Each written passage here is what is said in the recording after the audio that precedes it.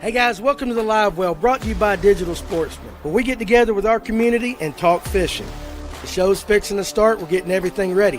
But in the meantime, we want to tell you about our fine partners that not only make this show possible, but are companies that we absolutely love and stand behind. Groove Fishing, changing the norm of tackle storage.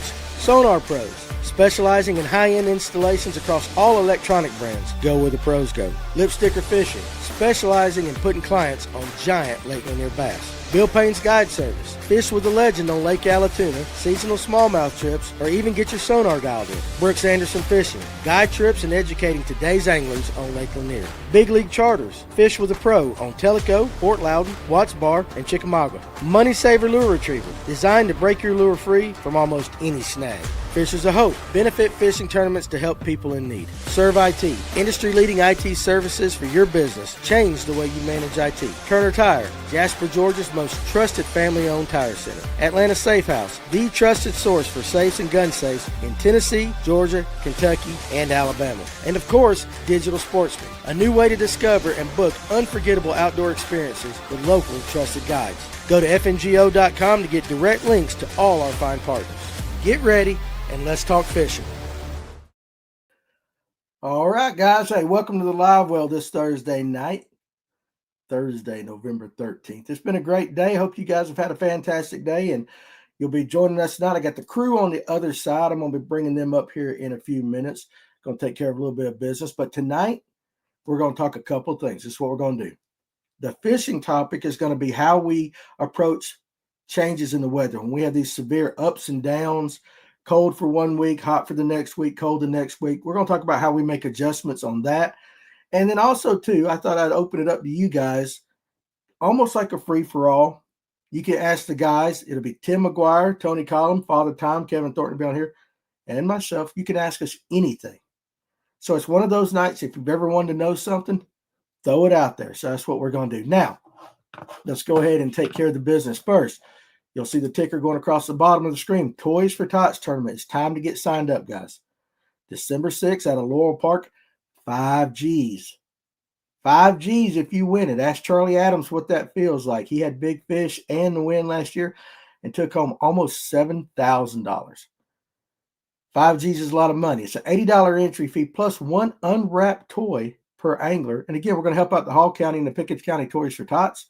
We're going to make some kids smile for Christmas. Now, you can go ahead and pre-register now. If you'll contact me, I'll put my number on the screen here in a little bit. Or actually, it's going across the bottom, across the ticker right there. If you contact me, I can go ahead and pre-register. You're going to blast off in the order of which you sign up. Now, you can wait till the morning up. But, hey, listen, if you want to get out there before everybody gets out there, you need to be early. It's starting to fill up. So, guys, hit me up today and do that. And again, listen, it's all about the children. But we're going to have some fun fishing while helping out others. Also, too, if you own a Phoenix, there's some contingency money. There will be raffles after the weigh-in and other things like that to help, raise a little bit more for the children and all that. You need to be there. It's going to be a great group family event. It's going to be a great time. One of the best tournaments on Lake Lanier last year. I'm telling you, absolutely going to be a great time. Now, a couple of other announcements here. For those of you that live in the Blue Ridge area, Blue Ridge Marine is also having a fill-a-boat toy drive. Okay, and what they're collecting is toys, sports items, books, stocking stuffers. You also can do cash donations. They'll accept them on site. If you want to drop them off, you need to go to Blue Ridge Marine at 12166 Morganton Highway. And then, of course, I got the banner going right over there. I think I said Morganton, which is basically Blue Ridge. All right, but that's a cool thing, too. If you can't make it out to the Toys for Tots tournament, there's your another option right there. So we encourage you, if you're in the North Georgia area up above or around Lake Blue Ridge, go to Blue Ridge Marine and help them with their fill-a-boat toy drive. Now, here's another one, and this came to me this afternoon. I'll have more details as time goes on, but there is another benefit tournament happening afterwards. This is December 21st, right there. It's for Hunter Piling and his family. Now, this is going to be on Lake Hartwell at Gum Branch, the mega ramp up there. Now, listen, this young man, he's dealing with basically what you see right there, an inoperable cancerous brain tumor. Very serious situation. But the community is going to come together. We're going to rally around him. We're going to help him out. sponsored by NNC Marine Boating Atlanta. Let me take this ticker off one more time, and then that way we can see down there. If you want to contact somebody, get more information, it says Greg Kellum at 706-371-1120, Courtney Kellum, 706-491-5379, or Jesse Elder, 706-202-7436. Guys, the fishing community in the Southeast and here in Georgia and South Carolina, we love all you guys. These are the kind of events. If you see right there, donations are accepted in lieu of an entry fee. So let's see if we can all get up there December 21st, up there with our friends up on Lake Hartwell, and let's help this young man and his family out, especially during this time of the year. So I think these are very, very worthwhile and worthy causes, and, it's just what we need to do, right? So contact those numbers, see if you can find more information out. Now, let me pull in the gang here. Mr. Tim. Can you hear me, Tim? You there? You're good. All right, there we go. Now we got Tony Collum Fishing. What's up? You look really good right there. And, of course, the guest of the night right there, Father Hey, guys. Time. How are you? Father Time. Got to have Father Time. I'm just about blasting my earphones off my head right there. Well, you always said I talk so low. I know. You absolutely really crunked it up right there. It was good. I think it was the mic down there. I had the crummy mic. Well, you sound and look good. As always, you look good, but now you sound good. All you guys up there in the comment section, we appreciate you joining us. And listen, somebody mentioned Fishing Anaya right there. Who was it? Doc Holliday. Listen, Doc. He's currently sitting in 8th. Basically, he just, I think just a decent finish tomorrow or whatever, he just punched his ticket to the elites. And so it's always really cool to see one of these young kids absolutely that he's going to live out his dream. And I know the guys right here would have loved to have fished the elites. But he's amazing. Now, got a question real quick. Herschel said, has the CEO opened any of the closed ramps on Lanier now that the government is open again? I would say probably not just yet, because in everything else that I've seen, as with the government, it's going to take a little time. Mm-hmm. Well, I know that McKenzie's over at McKenzie's Bait and Tackle, he runs a tournament, and he said that they're just going to be opening their boat ramp tomorrow, I think, for their tournament this weekend. So they're starting to open, and that's on Allatoona, though. So, it's going to take a couple of days probably. Absolutely. See, and that's, I was seeing that on the news too today, where they're like, people were wanting certain, I guess branches or whatever. You tired, Tim? Yeah, I was up early this morning. I wasn't even looking. I was looking down. I thought Dave was on for a minute. Yeah, it sounded like that. You need to get you one of them 5-hour energies. I got plenty of them. I forgot my mic's here. Maybe I should put it up here. There you go. That's the funniest I'll get go. But it's going to take some time, guys. Yeah, fall junk fishing. Now, listen. All right, guys, hold on a second. Now, Cranking and Yanking's on there, and Fred Ashcraft. Fred, the other night, we kind of messed this up a little bit. I received a text about your father passing away. And then Clint kind of got it confused with Cranking and Yanking. So I assume that did happen. I haven't reached out and talked to you, but if that's the case, we want to tell you, dude, we love you. And we're right there. We're praying for you and your family and everything. Because I just see Cranking and Yanking's comment where he says, hey, Fred, buddy, hope you and the family are well. So again, hope that situation is as good as it could possibly be. All right. And so, we appreciate you always being here, and we'll get to your next comment. But while we got Cranking and Yanking on, I want to show him something. Okay. He did not like the background of the forward facing sonar the other night. So Cranking and Yanking for you grumpy old butt from Louisiana. I'm going to pull the guys off real quick. Check this out.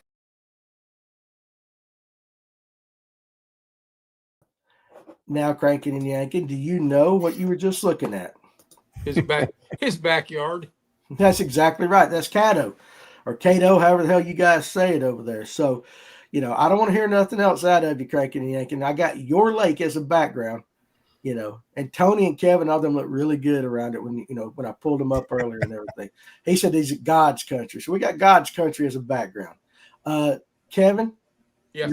Your wife is saying hello and all that stuff. Hey, babe. So make sure you address her. Say hello.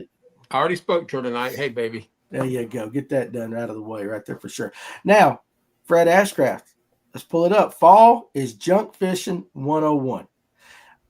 Guys, let's talk about that. We can start off there. Tony, Tim, Kevin, whichever one of you guys want to go first. It is junk fishing. Pretty much anything and everything you want to do, it all You're works. fishing multiple places, so Yeah.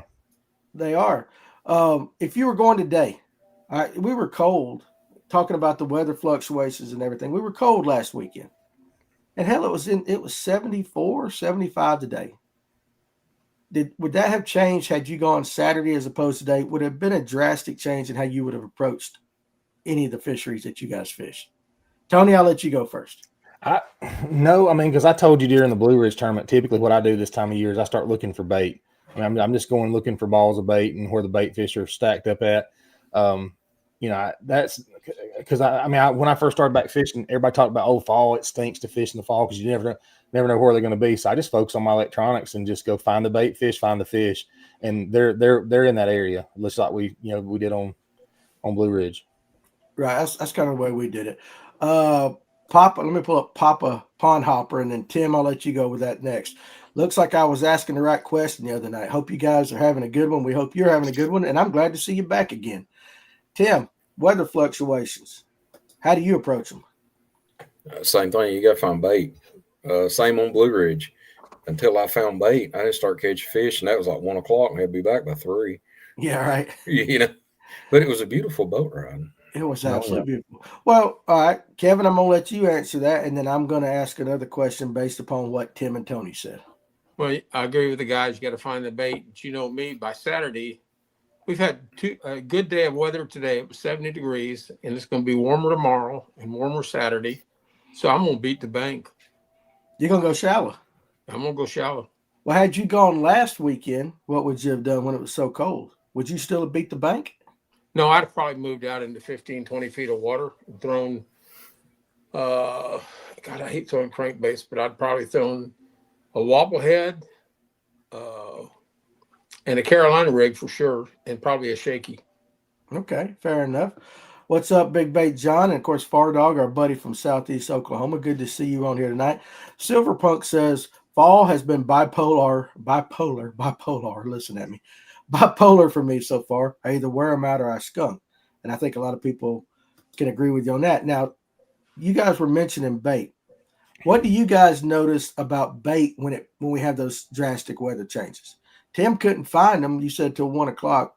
And even Tony, I'm trying to think, even we had a little bit of problem right there at the beginning, didn't we, finding bait?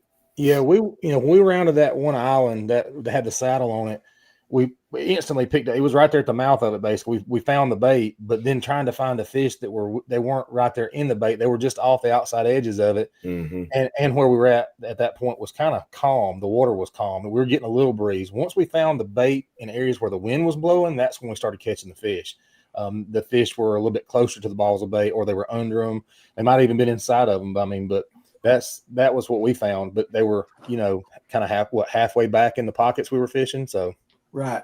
Michael Perkins, anyone got any tips for Chattooga for Thanksgiving week?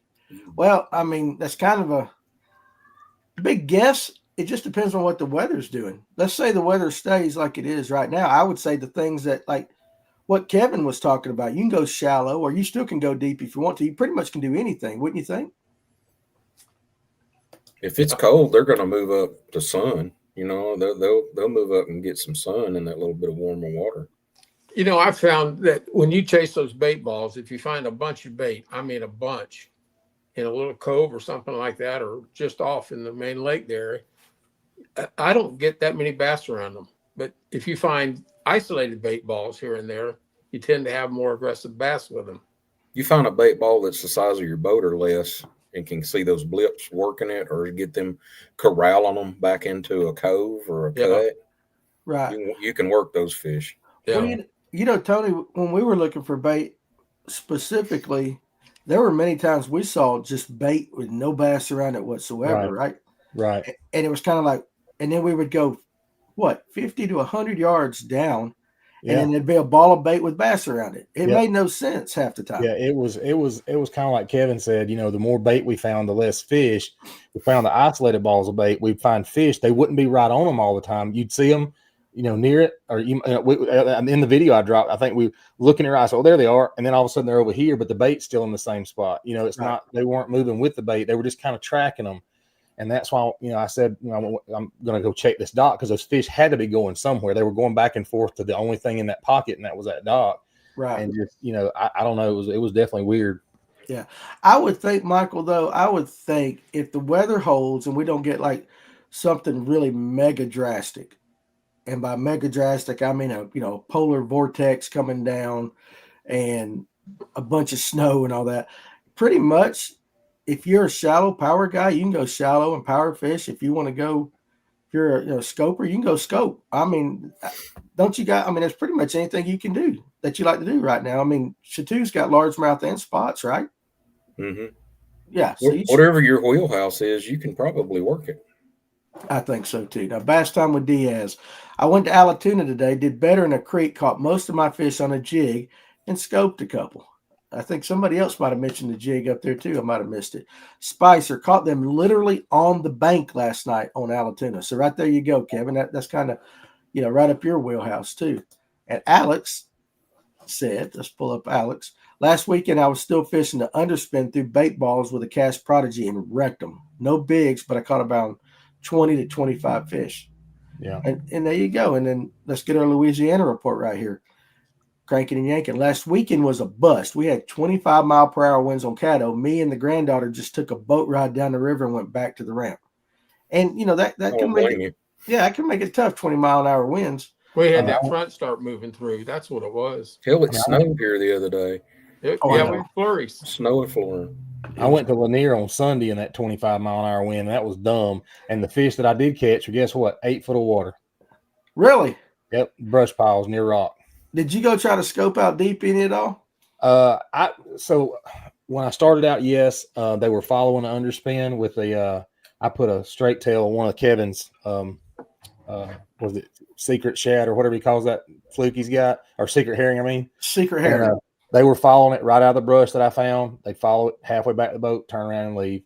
So I went and found, a little more shallower rock. I actually had them busting up underneath of a walkway, and then they move out to the little rock points and stuff. And that's where I found most of the fish at, was on those rock points. And I caught it, like I said, 8 foot of water on a shaky head. Okay. Should have used some of that bang scent. They wouldn't have turned around. Now listen, Easton's now what? Okay, Kevin, let me ask you this: when you see somebody like Easton Fothergill say he's not really into scents, and you were watching, I mean, guy just won a Bassmaster Classic, and he says that, I don't know. I know you believe in it. Well, it's like he said, he didn't look at any reports other than Google Earth because he's going to fish his style. Right. Scent is just the way I use it. It gives me confidence. Yeah, listen, I get it. Perkins said the last time he was on Altoona, they caught him on a jig. And then Aaron says, I went out Saturday on Lanier for 8 hours and not a bite. Fished the South and the Mid Lake, throwing everything at him. Aaron, do you have scope? And if you do or can tell, I want to know how they were reacting. If you could watch to see how they were reacting. So I would have thought Saturday would have been pretty good here because it was warm Saturday. I was warm in Kentucky Saturday afternoon. It was Sunday when it got cold in Kentucky, and it followed me down on the way home. Well, Sunday I was in a short sleeve T-shirt the whole morning. I mean, I didn't never put on a hoodie or anything, but it just, the wind and, like I said, everything seemed real skittish. I guess that front moving through just seemed like, or they had been fished for Saturday. I don't know, but nothing. I couldn't get anything on, in the deeper stuff. And like Alex just said in one of the comments, they were on everything deep was following but wasn't taken. And that's kind of what I found out too. That shallow stuff, they'd get bit. So do you think that was weather related? I don't know. I mean, because I would have thought with the heavy winds and stuff, the fish would have been a little less skittish than they were. But I'm telling you, man, it was they would literally, if I dropped the same minnow that you and I used at Blue Ridge, I dropped in front of so many fish, and they would literally turn and run. I mean, not just look at it and leave. They would turn and run from it. And I'm going, I mean, that thing's tiny. It's 2.75. It's yeah. But the one that I caught, the one that I did catch, because I went down to mostly look for stuff, and the one I fished for that I caught in that brush with a shaky head, he hammered it, but but it was a very wind blown point where I was at. I mean, like, it was one of those places I couldn't stay on it very long. Kevin, you're gonna make me throw up, dude. Well, I just got word from my wife. She says she's tired of looking up my nose. You got to listen to the balls for sure.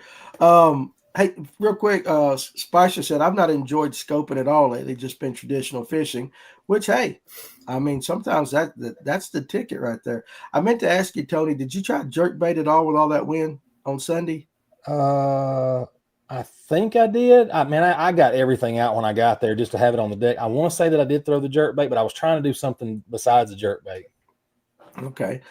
Here's Cranking and Yanking giving you guys some juice. So listen to these next two comments. Usually when the water temps start falling, I look for riprap. Tony, that's right up your alley right there. Yep. You've talked about that.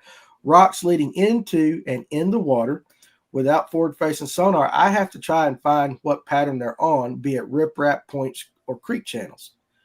And for sure, that's the way guys always had to do that. So I totally get it. But like you mentioned riprap a couple of weeks ago, Tony, on one of the episodes. Oh yeah, and that's exactly where I went when I put in at Lanier. I come out of Mary Alice, come out of that creek right there. First little cut on the right, there's a big riprap bank right there, and I saw fish up on go into the riprap, but they wouldn't. I tried top water. I said, "Dang it, I didn't do that walking top water bait. I'm gonna throw it this time," and they didn't want nothing to do with it. Right, and then Tim, that kind of goes on what you said earlier tonight when you talked about cooler water. The rocks are going to warm up a little bit more. Yeah, they're going to hold heat. Yeah, and that's right. Your next comment is right there. He said that right after. That just shows you how far behind him on the comments. Rocks hold heat for sure. Diaz says the bait balls I saw today were 30 to 40 foot deep. That's kind of surprising. Wouldn't you think? I mean, you've had a few days of cold weather. I mean, that surface temp probably dipped pretty good because I don't know what it is, what the temperature's been the last couple of days, but Lanier I was reading 63 up until the sun came up, I think. So, that footage and depth has a lot of people messed up because when you look, your typical bass boat's 20 feet, and so two bass boats doesn't look it's that big, but when you think deep, now it takes on a different approach. That's right. And we talked about that one time. Tony made that comment. Yep. And we put out that little TikTok / whatever where you said, hey, look, 20 foot, 40 foot is not really that deep. No. Once you do it. But to us, it sounds like you're throwing it into the damn Marianas Trench out in the ocean. In the bass world, it's only a couple of boat lengths, but hell, that's hero or zero if you're in the wrong level. You know what I mean? It depends on what you're throwing too. I mean, if you're throwing a wacky rig, 20 foot deep. If you're throwing a 3/4 ounce spinnerbait or a jig or something like that, it gets down there pretty quick. Even a Nico rig, moves pretty quick down to 20 foot, believe it or not. I mean, with a 1/16 in it. So all depends on what you're throwing. Now, if you're throwing a weightless wacky, you got some time. Yeah, I mean, you eat a sandwich, right? Some time. That's right. Eat a sandwich.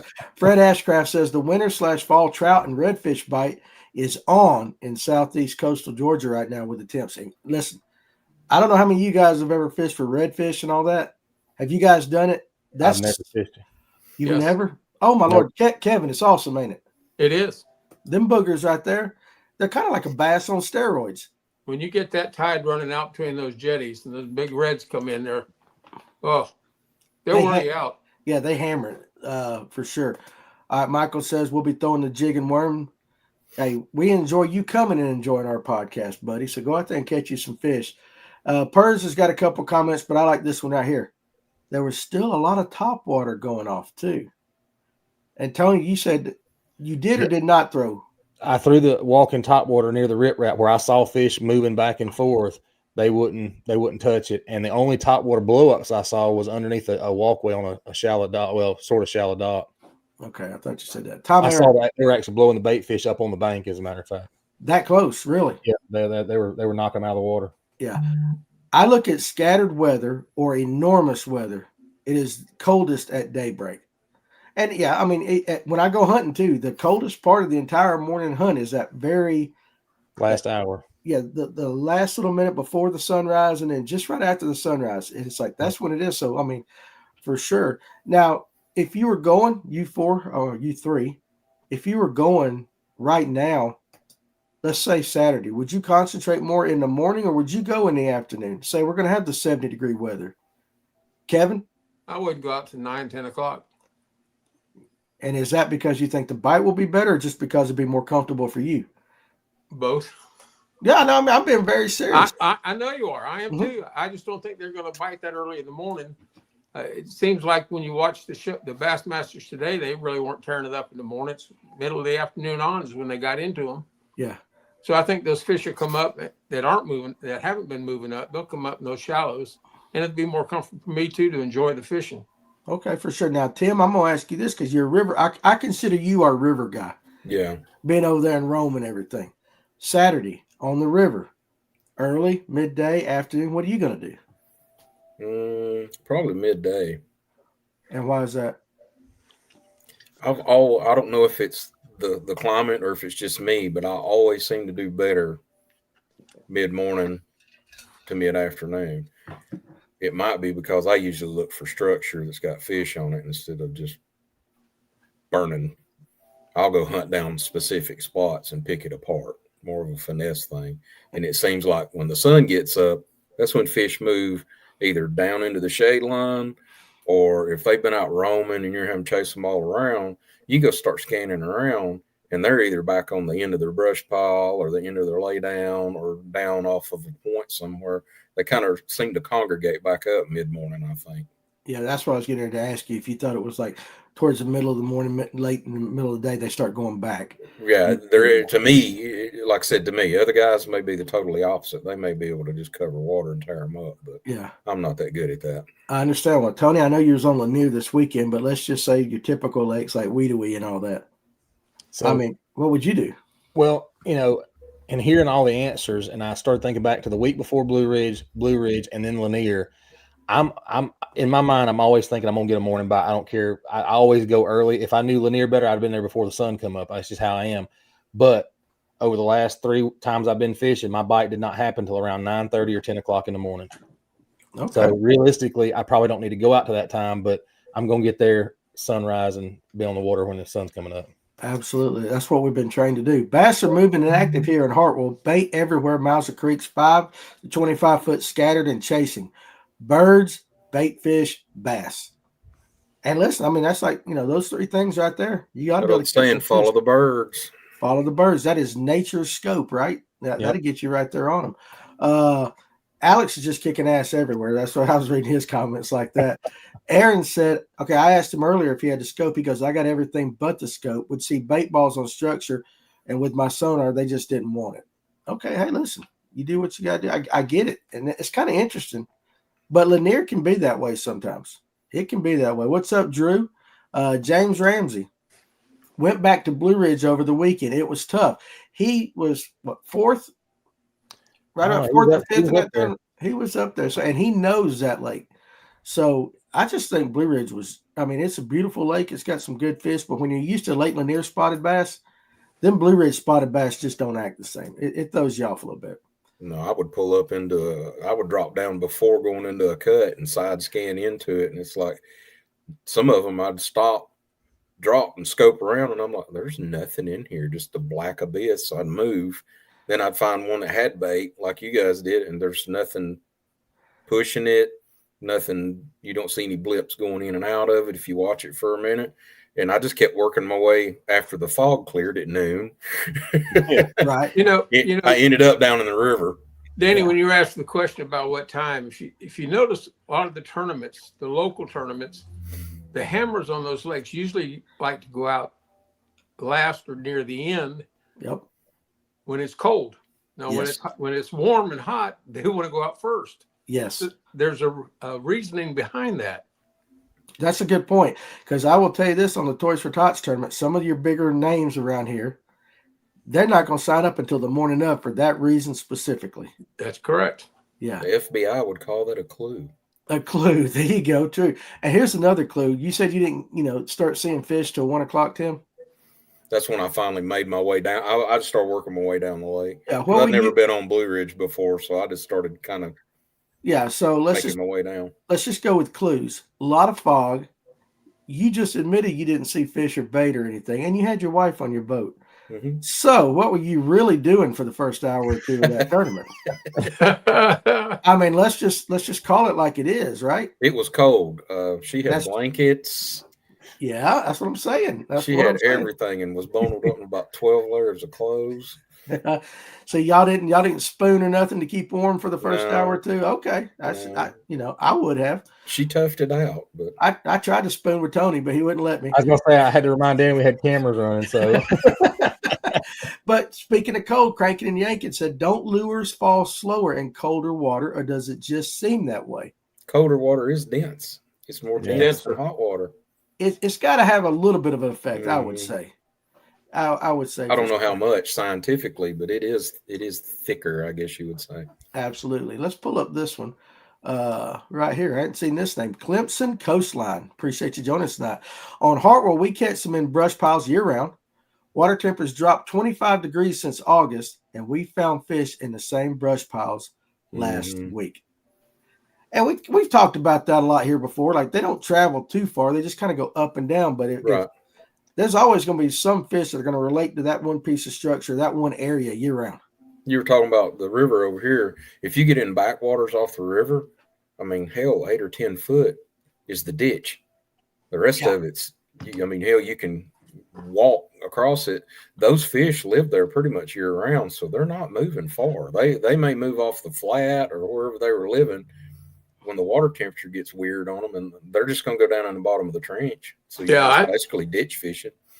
Easton said last night too that when you're watching it, that bass are territorial, so they're not going to go far. Yeah. They'll move with the bait somewhat, but they're not going to go far. Especially largemouth. They set up a little area, and they're that's my damn tree, this is my point. My bush, Yeah, that's what I was getting ready to say. I'm sure that comment plays a lot more with largemouth than it does spots, because spots are a little more pelagic, and they're willing to travel with food. Now, I'm sure there's those big sow bass don't get that way by exercising, running all over the lake. Big sow bass right there. Tyler said, "Kevin, you just basically want to sleep in because you're old. That's why you don't get out on the water early." I leave here at 2:30, 3 o'clock in the morning to go to Clare and Oconee. I know you do. You're crazy. I am crazy. Tony Hall, what's the Lanier bite tomorrow look like he's putting in at Shoal Creek?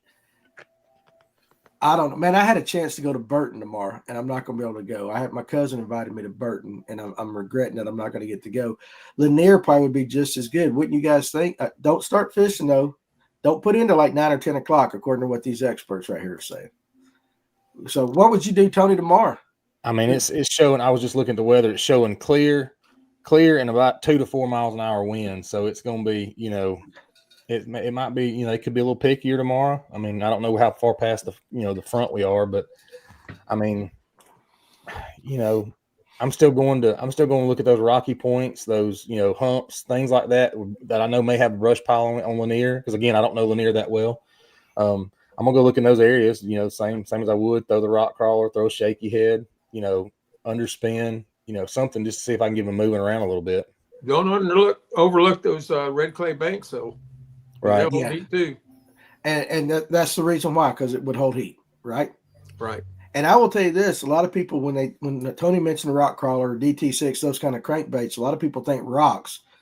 But I've caught just as many bass on a red clay bank throwing one of those crankbaits as I have on a rocky point. So they don't look like much, but for some reason the fish really relate to them. It's hard bottom. It's hard. It is.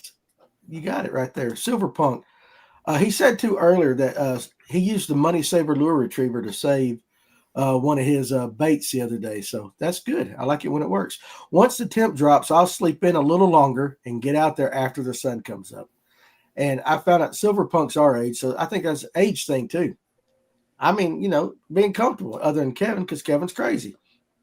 Let's see. Aaron Young. The way I look at it this time of year is what I have termed vertical current. Okay, guys, write that down. Vertical current. Put ice in a warm drink and watch the current mixing in the glass. In deep, clear lakes, the fish move out of the mixing water. And that was a very scientific answer right there. And he put it for us common guys to be able to understand it. It's almost like some Bill Nye the Science Guy shit right there. Hey, Bill Nye the Science Guy. Well, think about this, though. Now, has Lanier finished turning over? I ain't been on Lanier. And we ain't really heard anybody talk about it being like a full-blown turnover yet, have we? Like some people say it started up north, but over the last week or two, I haven't heard anybody say the south end's turned over. Did it look like that, Tony, with you?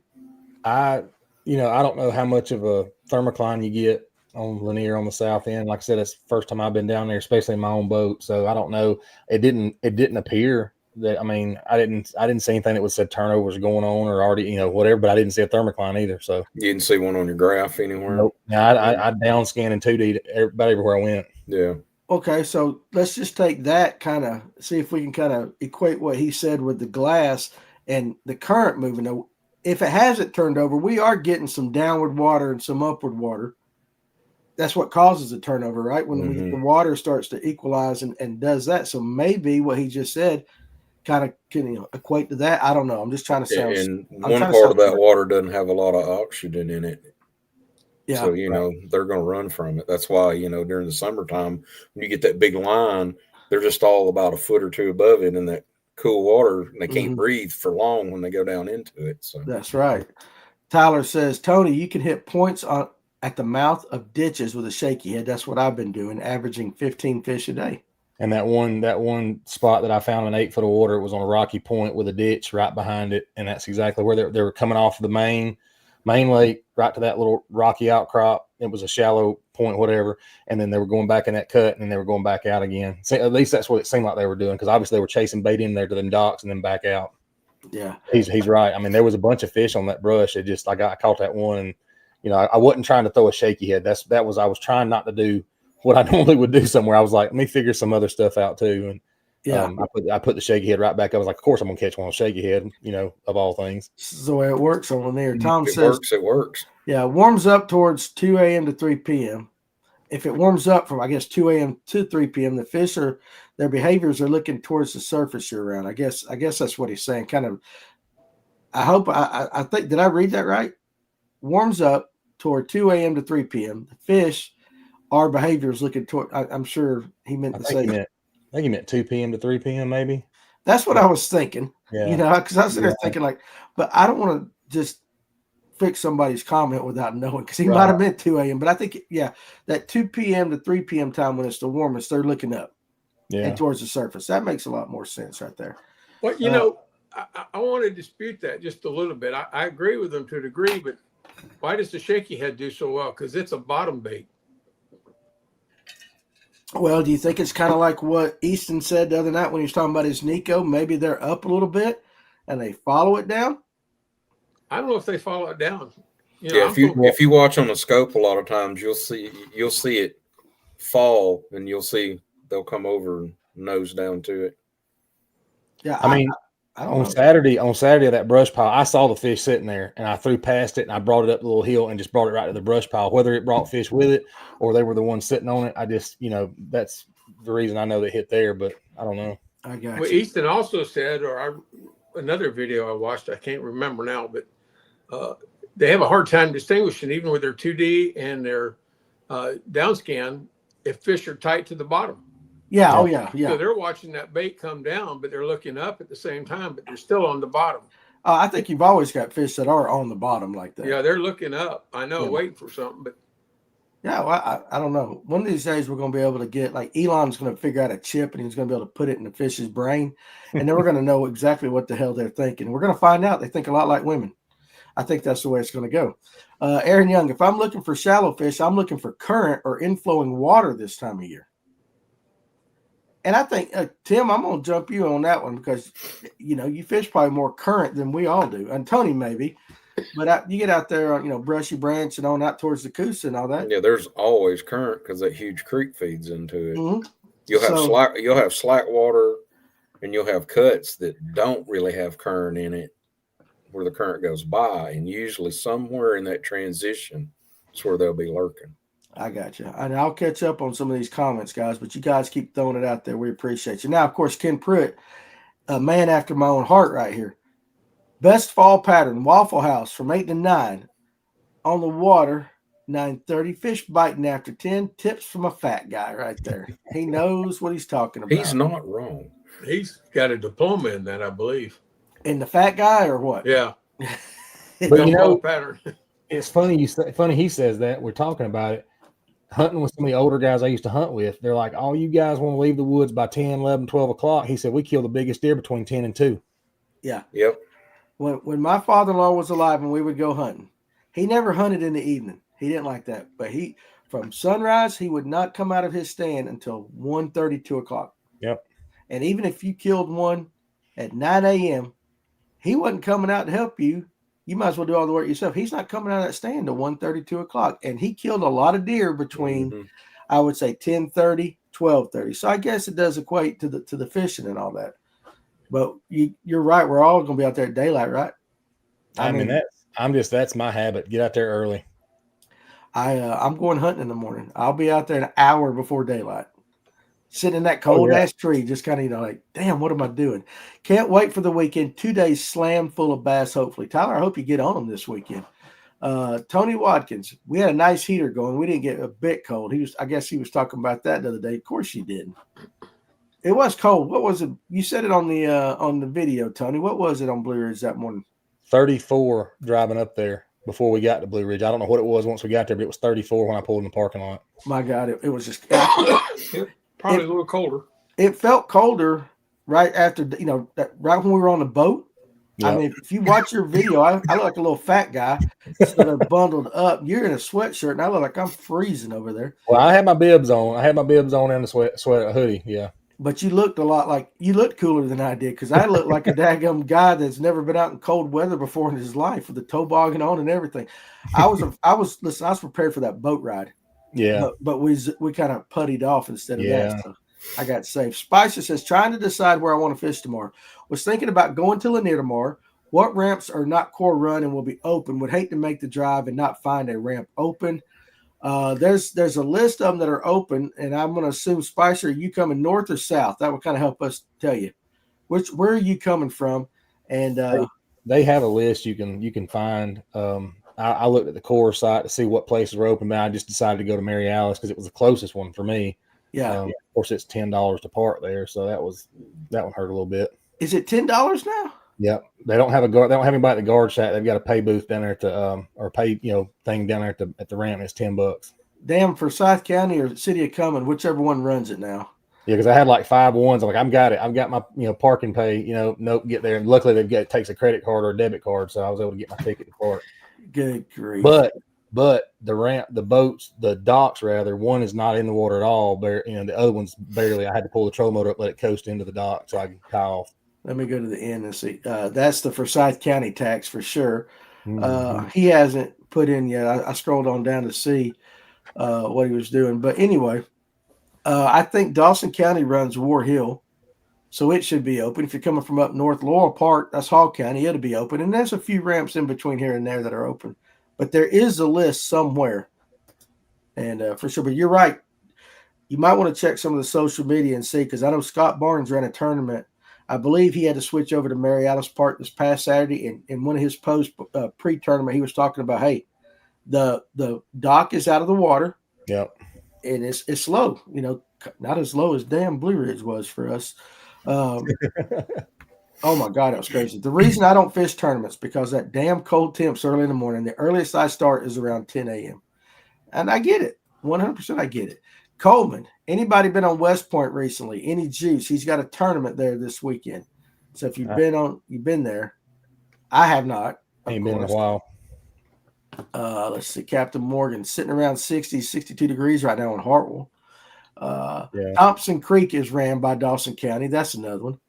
I'm trying to catch up on some. Derek, I was catching them in the dirt yesterday and today on Lanier.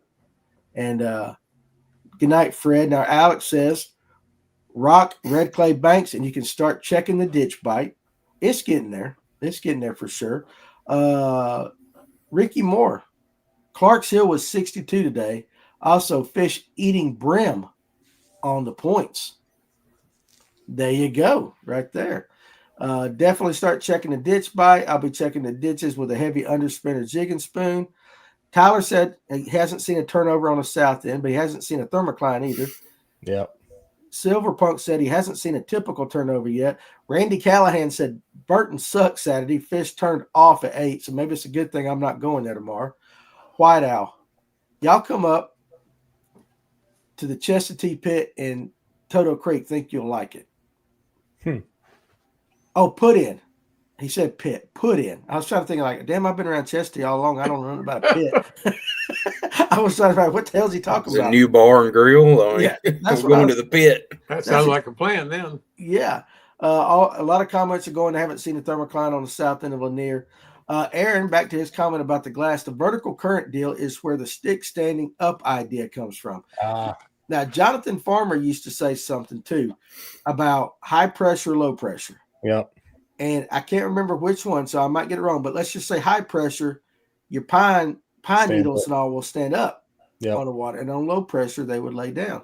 Yep, that's what I've had older tournament partners that would say, "Well, the sticks are standing up. We ain't gonna catch no fish today." That's what Farmer would say, stuff like that. Pressure. I've never heard that. Have you not? No. Yeah, no, Farmer would talk about it, and he's an old country bumpkin. I think that's like country, sense and stuff like that. But that's what they would do. I think when it's moving is when it bothers them the worst. I think once the pressure settles and gets steady, no matter if it's high or low, I think once they acclimate to it, they go back active. But it's like when it's just steadily, you can literally from the time you hit the water later, if you've got a little barometer or something you're monitoring or checking it, it's like when it's on the move, it just like messes them up sometimes. Yeah, I think it's like when it's moving up, when it goes up, that pressure change up. I don't know about going down though. I've never heard anybody talk about it going down as far as the movement part goes, other than fish tend to bite better when the pressure's dropping. I don't know. A lot of times if it goes up, they'll go down. And if it's going down, they'll go up. But it seems like when that transition's going on, I guess it messes with their swim bladder so bad and makes them feel bloated. They're just kind of blah for a while. Are they like they're on a period? Yes, it's like after we eat a buffet, you're just like, man, I'm kind of done right now. If you're allergic to gluten, you bloat up, you got to take that special medicine. Whatever it is. My daughter has to take something like that for gluten. That's why. Maybe that's why I've been bloating lately. Maybe you got a gluten intolerance, Tim. Go get checked out. I need to check that out. You might need to, or it might just be you drinking too much beer or something. I don't know. You can do it with the old finger check. I'm gonna make sure that the next time he and I fish, I'm gonna stay on the back of the boat. I'm not coming up front on the boat anymore. Hey, Kevin come out of like left field with that comment, right? He did. He did. Tonight. He is. It's not. I've had a great day today. Yeah. Well, hey, keep rolling, Father Time. We love it. You keep on. Papa Pond Hopper said they've been up shallow by me. They actually have been crushing the buzz bait lately. There you go. I like it. Anytime somebody talks about a buzz bait, that's awesome. And guys, listen, you talk about, I've seen a lot of you guys talk about throwing jigs. Tuesday night, one of the jig masters on the professional tours is going to be on, Seth Fighter. You're talking about jigs and junk fishing and stuff like that. Tuesday night, we got Seth Fighter going to be on, and you guys can ask him all the damn questions you want about jigs and junk fishing and all that. Oh, there'll be a buttload tuned in because, look at how many people over all these shows are always like, I can't catch anything on a jig. And it's like, oh, yeah. Yeah. And I think I put the time into it personally, but I don't put the time into it. And I always say I can't catch nothing on a jig. But we'll do it over and under on how many cigarettes he's got hanging out of his mouth while he's drinking his beer talking. And I want him to. I don't want him to change. I want him to be just like he was down at ICAST. Yeah. If you remember that. Right. Yeah. If you remember that. Charleston and Mary. Unfortunately, I think there's a couple of taxes we got to pay to Fighter, don't we? Well, did we make some promises? I told him if he'd come on, my wife would show him her boobs and all that. And I reminded my wife of that the other night, and she went, "No, that you guys were drinking." And I believe it was that locked him up, like in the whole crowd. He just stopped and turned, like, "What?" Yeah, he stopped, and then when Matt Robertson came up, I said, "Dude, listen, I'll get Tony's wife to show you her boobs." He goes, "4 boobs? Yeah, let's do it." And so I have to wait and get Matt on like that. But I don't think they're going to get paid. And actually, when I reached out, when I reached out to Seth on Instagram, I said, "Not sure if you remember me, but I was the guy down there in ICAST that said you could see my wife's boobs." And he's like, "Oh, yeah." You're not going to get to see them, but I hope you can come on, dude. Please, right. Like that. He was totally cool. Let's see. Charleston and Mary Alice are open. That Mary Alice tournament was interesting. Had to get my feet wet to get in the boat. Yeah, it gets like that sometimes. Dawson County runs War Hill and Thompson Creek, but at Thompson Creek, you got to pay the county and me because that's my spot. So we'll call it the PERS tax. Farmer Farmer is country as hell. That's what he said. He is. And, I told somebody on the lunch break day or yesterday or today, I can't remember. I'm telling you, Farmer, if things had lined up, I think Farmer could fish professionally. Absolutely. He's that good. Mm-hmm. When that guy talks about stuff, and he might be country and all that, but when he talks, you need to listen. He knows his stuff. He's smart. Mm-hmm. A lot smarter than what people give him credit for. Yeah, he don't look smart, but he is smart right there. Do you think the pressure affects their swim bladders, making them uncomfortable when it changes? Yes. Now you mentioned that kind of a little bit, Tim, with their bladder and all that. If you talk to biologists, they'll tell you, that's what. Well, think about it. When you pull fish up out of deep water real fast, what happens? They blow up and float up. You got to put weights on them or fizz them. It messes them up. That's no different than you pulling them up out of deep water. Okay, all of a sudden the pressure in the water's changing, so it's going to affect them. If they're starting to feel uncomfortable, they're going to move away from whichever direction. They're going to go to the comfort zone, just like in a thermocline situation. Water's boiling ass hot up here. They go to the deepest part that's cool, right at that thermocline, and they'll hover on it because they can't go deeper. Well, they can, but they can't breathe very well, so they find a comfort zone. Yeah. I mean, we got talking about fizzing. I don't know if it was the other night with Easton or what, but you guys, I'll start with you, Kevin. Do you fizz or do you try the fin clips first? I try the fin clips first. Okay. Is that for all of you guys, you would say? I mean, I've got the fizzing kit on the boat, but I do the fin clips first. But I'm not pulling fish that deep. That's true. That's true. I think Kevin and I had 2 in one of those night tournaments we had to clip because they couldn't roll. We had 2 that night. I think we got them out of 20 foot, maybe 25. I think you got 20 foot. Oh, was that me? Yeah, I think it was you that caught it. What do you do, Tony? It depends. I keep the clips, and I also have multiple of the syringes in the tackle box to do fizz if I need to. It just all depends. I've had small fish end up worse than bigger fish when it comes to pull them out of deep water and dying on me during tournaments or whatever. So I just keep an eye if they don't look healthy with the fin clips, I'll fizz, and I've been known to fizz right off the bat. It just depends on how it's going that day. You go through the crushers or behind the fin? The way I learned it was to go from behind the fin. And the first time I ever did it was a night tournament. Me and my wife were fishing an Ironman tournament, and I was like, we got to learn it right now because we had 2 big ones in the boat that were sitting sideways. I'm like, we're not losing these fish. So I literally pulled up a YouTube video and watched the Bassmaster, how they trained the pros to do it. And I watched it and like, all right, we got this. And both of them made it to the end. The only one I didn't fizz was a small spot that I caught in like 10 foot of water, and that joker died on me. Yeah. So maybe this is why too. I caught a largemouth one time on Latham, and it was in a January, February tournament, and it was on the back end under the culvert and a lot of trees and stuff. And it has kind of like on one side, a little bit of a sharp bank that might go down to about, I would say right off the bank, maybe it's a 4-foot drop, 5-foot drop, not very deep. And I chunked a Ned rig. That's back when I was throwing a Ned rig anywhere and everywhere. And I threw it over the slog, boom, busted. It was a 4-pounder. So we fought him, we got him in. But it was cold. It was shallow water. But I had to fizz that largemouth. And so it had to have something to do, I would think, with the pressure of that day. Maybe high, low pressure. I don't know, because he wasn't deep. Or maybe with the water temp. Smarter guys than I know, but I know that fish wasn't in no deeper than 6 foot of water max. I've got one of those little barometer things, and somebody gave it to me. I keep it up in the boat, and now that it's on there, I've got where every now and then I'm like, what's the barometer right now? Is it up, down, falling? I've watched it literally go down, literally go up, and try to piece together what's going on in the environment. But let's pull up Captain Jay Morgan right there's comment, because you mentioned barometer. Deer, high pressure. Fish, low pressure. And I'm imagining he's saying that's the best times. Deer maybe move better on high pressure, fish on low pressure.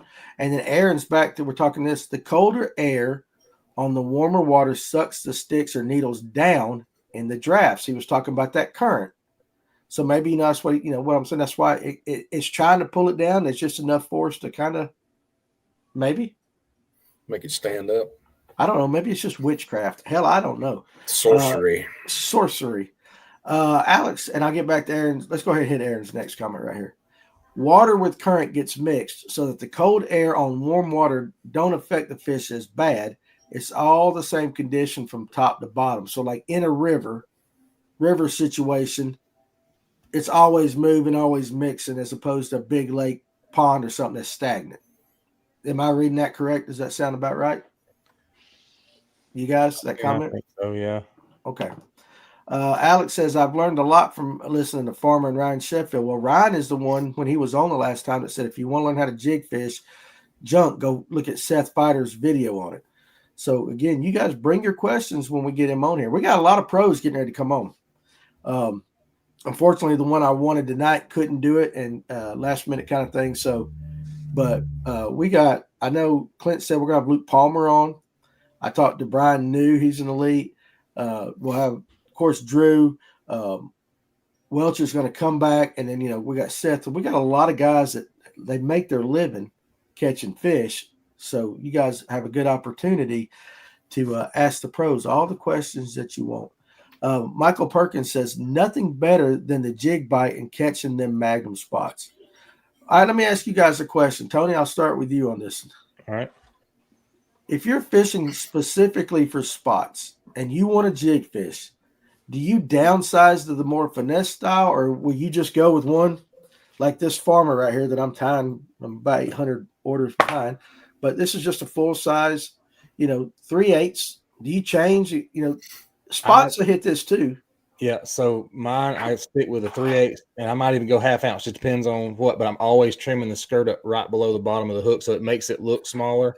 And I take a Z-Crawl Junior and I cut it down. I cut the head of it down to where the hook slot starts, and I slide it up on that jig. And I'm using a big, I can't remember if it's a 4 or 5/0 hook. So my hook's coming out right there at the split of the tail almost, or the crawls or whatever you want to call it, and I dip the ends in a little bit of chartreuse, just the edges in chartreuse. That's how I fish all my jigs. On Wadowee. That's how I fish them on Wadowee mainly.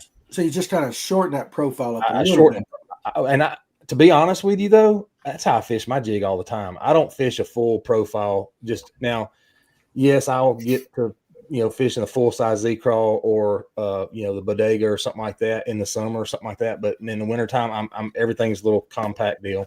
It's just not lightweight. It's the only thing. And I don't use a light wire hook either. Yeah, no, I put on a 1/4 ounce. The ones I tie, 1/4 ounce has a 3/0, but a 3/8 and a half has a 5/0. Yep. I go big sticky. What do you, Tim? What about you on a jig in the wintertime? I have a bad habit of putting a Ned on the back of them. Yeah, do you downsize your jig at all, like with the skirt, like Tony said? Yeah, trim the skirt up a little smaller, but I'll take a Ned and put it down on there, and I on purpose put it deep so it turns a little bit on the hook and makes it stand up. Mm-hmm. Okay. So it's literally kind of hooked like that coming up. And I think you get a solid bite on that. Like that? Mm-hmm. The little Peyronie's disease going on? Instead of going straight out the hook, a little arthritis in it. Yeah, but yeah, where it's turned going up. Yeah, it that way it'll stay up. Put a little dab of super glue on it to hold it on there. But my theory behind that is, if bass are notorious for coming down, and they just naturally know if it's standing there with claws up, if you're in an environment for crawfish, they will grab that thing and smack it real quick to jerk those claws off of it and then come back and hit it. How many jig fishermen do you talk to? They're like, man, I was sitting there sweeping that thing, or it was sitting still, and it was this god-awful hit, and they swing for the cheap seats, and hell, that jig's like 6 foot down the road now. And they're like, I missed him. No, he just came down there and popped it real quick to get the claws off. It seems like when you have a Ned on them, when they hit it, they hold it because it's like, oh, this one's already missing his claws. I won't pop him. You ever think a fish goes down and looks at a jig or something like that? Maybe somebody's got like an off crazy ass color or something like that, or it's just not hooked right, and they just look at it like, nah, man, I ain't. Not today, buddy. Not today. Yeah, that's not a crawfish. You know what I'm saying? Like, that's a weird looking rock. I'm moving on. We've talked about something on the show too this time of the year when it gets cold out, jig fishing, and that thump you feel. Yeah. And you go set the hook and you reel the fish in. You say solid hook set, you reel the fish in, all of a sudden it comes off. Mm-hmm. I noticed that a few years ago where they're talking about the mouth hardens up and they clamp down so tight till you Yeah. think you're setting the hook and it's not even moving the jig. Yeah, they're just holding on to the lead head. Yeah. They're just They'll holding on to spit that lead and it never moves in their mouth. So I had a buddy, the guy I'm fishing the Toys for Tots tournament. He told me, older guy, he said, take that hook and tweak it just a little bit to the left or to the right. He said, and you get a better hook set in the cold weather like that. So just Probably something, rotate it a little bit. That's turn the old hook. true turn hook. Yep. Yeah. He said, bend that hook over just a little bit. Or some good solid line and do a farmer hook set on it so you can rip it on in there. Oh yeah. Him and Ryan for sure. Now, Kevin, I'm gonna get to you about the jig in a second, but going off what Tony said, I know my experience with that was with a shaky head. We talked about that one time that I had 2 or 3 in a row, big ones in a tournament, and I see them pulling drag and everything. And when they finally get up where you can see them, they see the boat, they just go, yep, and it just falls out. And you're like, what the hell? And it was Logan Millsaps when he was fishing the NPFL. He goes, I'll tell you what the problem is. He goes, they're sucking it up, and they might do this with the jig too, that they're coming on that shaky and they're sucking it straight up, shutting their mouth. And when you go to feel it, you go to set the hook, it's pulling that ball. Of course, shaky head, I just used a ball head. It's pinning that thing against its mouth, but not allowing the hook to turn up or down. And they're just pissed off fish, and they're not going to let go of it anyway till they see the boat. And they're kind of like, they give you the finger and let it go. Yep. And it makes sense. It's probably the same thing with the jig, kind of like what you're saying. But it's interesting about tweaking that hook. Kevin, real quick, let's do your comment on the jig, and then we'll do the question of the night. And while you're doing that, I got to find something to give away. Okay. I'll throw a little spotty or a greenfish mini jig if fishing pressure is pretty tough. But otherwise, I'm throwing the True Grit tackle jig, 3/8 ounce or a ½ ounce. But I usually throw the twin tail when it's warm, and I'll throw just the chunk when it's cold. Now, do you go with an actual chunk, or do you do like a preacher style? No, chunk. Chunk. Just the chunk. Gotcha. And I'll trim skirt sometimes if it's going to interfere with any of the movements of the trailers. But most of the time, the jigs that I buy are from Greenfish anyway. They're not that long. Right. Right, they're small. Let's see, cranking and yanking. If you're going hunting and see all the cows laying down, go back home. My father-in-law used to say that a lot. Now that one I know. Yeah, I've heard that. All right, so here's what you go. All right, we're going to do the question of the night. And here's what you're going to get tonight. I'm going to give you a Spro rock crawler in the sparkle shad. All right, that's a 50. It's a 50 in the sparkle shad. This is a good year-round one. You can use this year-round because it's shad imitator. And then I'm going to give you a pack of the shaky head green pumpkin, the skip gaps right here from Spro. These are 4 1/4 ounce. All right, 4 1/4 ounce. Am I the only one that's got the answers? No. Tim Good. and Tony, Tim and Tony have them, and I have them. Okay, those good. skip gap hooks, if you'll look the way they're made, when you set the hook, they pivot up. It pivots. Those things are wicked. They are wicked. I know that I use them. Skip gap is legit. I got a shit ton of these that I'm not giving them away. They're going in my tackle box. Right. But I'll give away this pack because I don't throw quarters that often. That's a little heavy for me, so I picked right. These 3/8 or 3/16, now they're going in my tackle box. You don't get those. So anyway, let me ask you this, Tony. Can you scroll up and down on the comments? Yes, I can. Okay, so you take care of the winner, and then I'll go back to some of the comments about the actual fishing. So go ahead, Father Time, with your question of the night. All right. There's going to be 5 answers on this. Name the 5 greatest Bass Angler Sportsman Society tournaments of all time, according to Bassmaster. I need the year and who finished second in each. Oh, God. I'm going to give you a clue. It could be a classic or it could be just a regular Bassmaster tournament. I'll read it again. Name the 5 greatest list right here.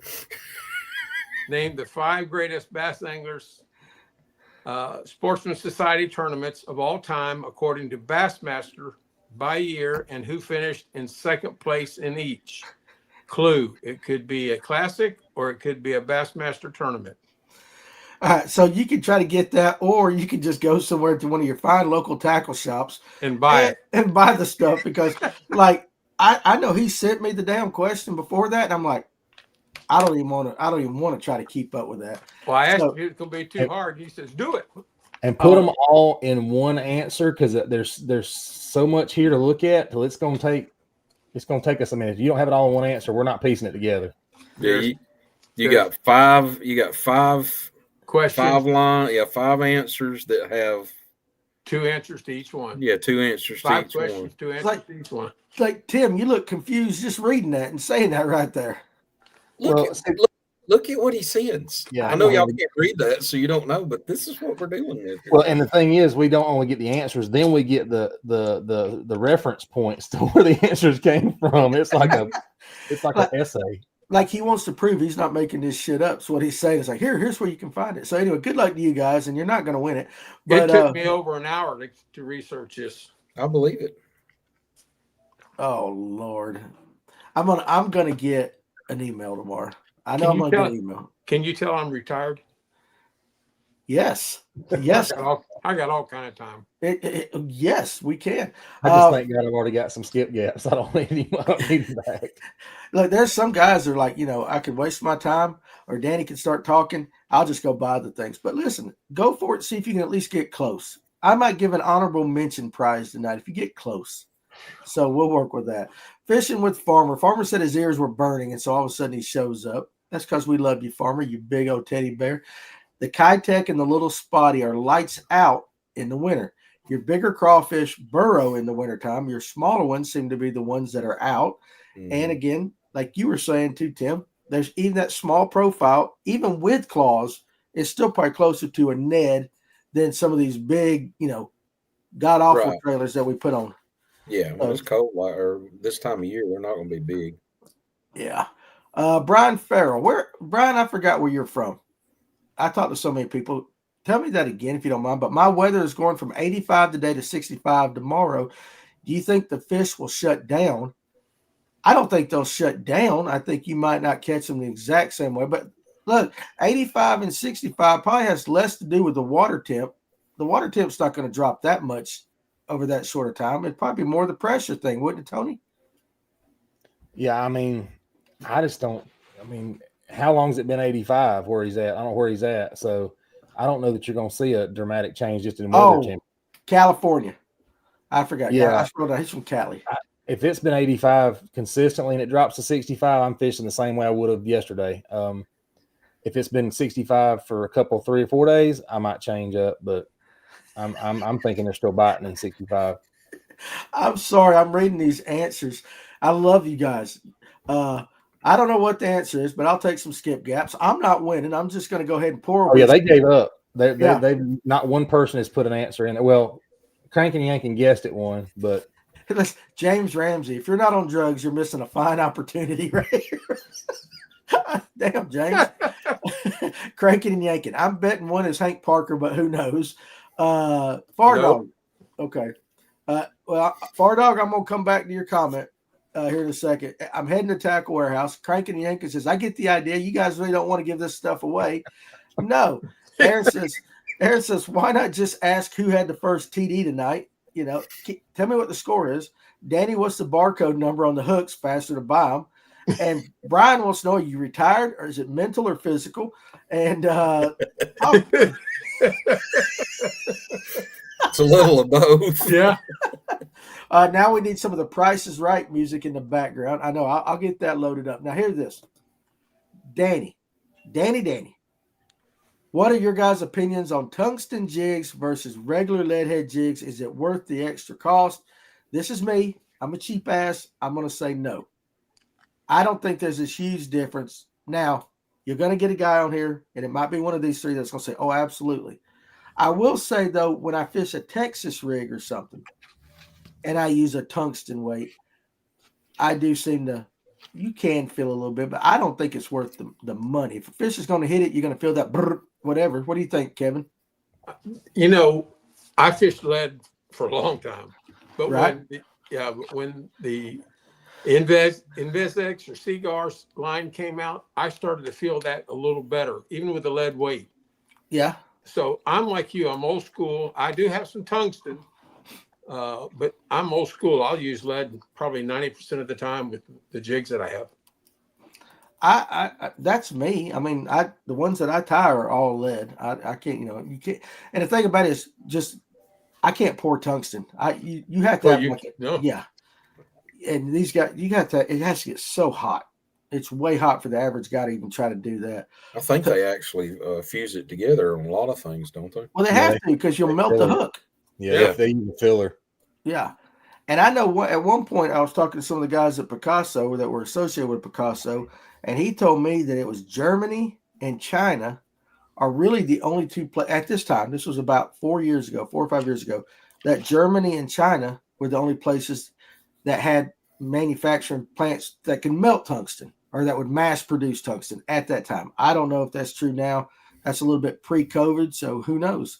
I think you get a different sound out of it. You think so? Yeah, if you got like a bead on the weight or something, or even if it's clacking against the hook, I'm sure there's a different, some sort of different vibration to it. It's got to sound different. Well, I know that I've got some of this. It's denser too. That's what I mean. It's got to be a different tick or different sound of some sort. I've got Spro's got these tungsten drop shot weights that I've got over here, and I'm like, well, I mean, I'm sure they're great. I'm scared to throw the damn things because I'll throw them, Danny. You want? I'll give them to you. I'll let you throw them. I will. I'll give them to you. Now, I mean, I treat my tungsten like it's gold. I mean, if I got anything tungsten, when I got back into fishing, I swore I was going to throw into places where I used to be scared. That's why I buy 2 of every lure, and tungsten just gets too dang expensive for me. And I know where I'm going to put a jig, and it's like if it gets stuck, it's like we're going to spend an hour going to get this thing. Yeah, I'm not doing it. Not on the jig. I meant to tell you because you guys were saying tungsten. I got thinking about the tungsten vault that Groove Fishing makes. Guys, we changed it a little bit because of the things going on with everything here. If you want to save 10% at groovefishing.com, use the code Livewell10, Livewell10, and you'll get 10% off. They have a tungsten vault. If you guys want to do that, that's specifically for your tungsten heads right there. And let's see, then we get that. And also, too, if you want to become a channel member and have a chance to win on December 1st, the Spro JC Elite Reel 6-4-1.